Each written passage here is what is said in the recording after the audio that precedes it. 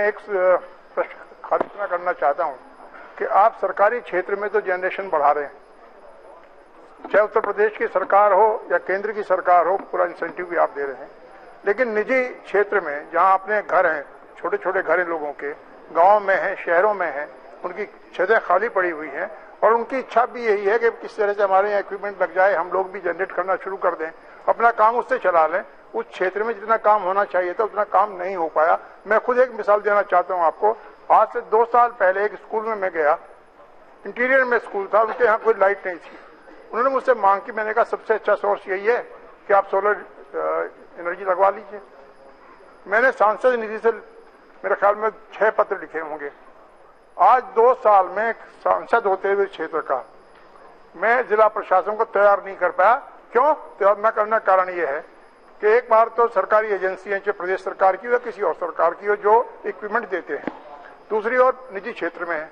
दोनों में जमीन आसमान का अंतर है दरों में। जो सरकारी दर है कम से कम 2 गुनी 2.5 गुनी ज्यादा है।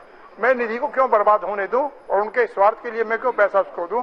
लेकिन इसमें क्या कोई आप स्पष्ट निर्देश जारी करने का कष्ट करेंगे जिस तरह से इस प्रकार का अंतर्विरोध पैदा ना हो? हुकुम अध्यक्ष महोदय, चुनाव तो अब खत्म हो गया है, तो अब इस विषय पे और विस्तार से ज्यादा चर्चा करने से कोई लाभ नहीं है। इतिहास में हम बैठे रहें तो आगे की प्रगति नहीं हो पाएगी। मैं समझता हूं अगर पहले अगर ज्यादा था कीमत राज्य सरकार की, आपको चिंता करने की जरूरत नहीं है। अब नई व्यवस्था में नए तरीके से ईमानदार तरीकों को अपना के रिवर्स बिडिंग वगैरह जो केंद्र सरकार ने किया है, मुझे पूरा विश्वास है नई सरकार अब नई तरीके से अपने परचेज पॉलिसी बनाएगी।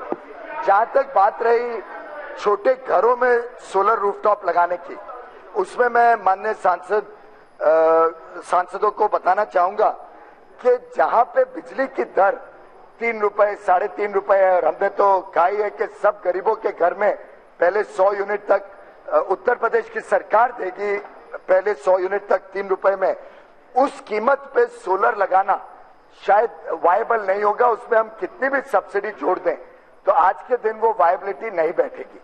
जहाँ रही बात स्कूल की, हमने हमारी स्कीम में जो सरकारी स्कूल हैं और सरकारी व्यवस्था है, कोई पंचायत का दफ्तर हो, स्कूल कॉलेज अस्पताल हो, कोई भी सरकारी व्यवस्था हो, उस पर रूफटॉप लगाने के लिए जरूर हम इंसेंटिव और सब्सिडी देते हैं। निजी क्षेत्र के स्कूल कॉलेज के लिए अभी तक इसलिए नहीं दिया है कि पुराना इतिहास में जो जानकारियां मिली वो ठीक नहीं, तो इसलिए मैं इससे कह रहा हूं अगर वो सरकारी स्कूल है तो उसमें हम सब्सिडी दे सकते हैं। अगर खर्चा दुगना है, अगर खर्चा दुगना है तो वो पुराना है। अब नई सरकार के साथ आप चर्चा करके उस पॉलिसी को सुधार के खर्चा भी सही हो जाएगा। चाय वाले